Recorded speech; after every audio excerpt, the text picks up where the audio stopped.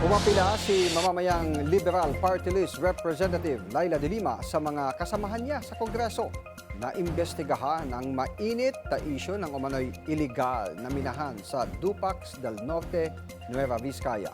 Yan ay matapos kumalat ang video ng umano'y tensyon sa pagitan ng demolition team at anti-mining group na nakikiusap na itigil ang iligal na pagmimina sa lugar. Ayon kay de Lima, napapanahon na niya na umusad ang inihain nilang House Resolution number 413 noong isang taon na siyang sumusuporta sa nasabing issue. Layon niya nito na alamin kung legal at naaayon ba sa batas ang operasyon ng Google Corporation sa Dupax del Norte. Layon ng investigasyon na alamin kung sumusunod sa batas ang kumpanya at kung napoprotektahan ang mga komunidad at kalikasan.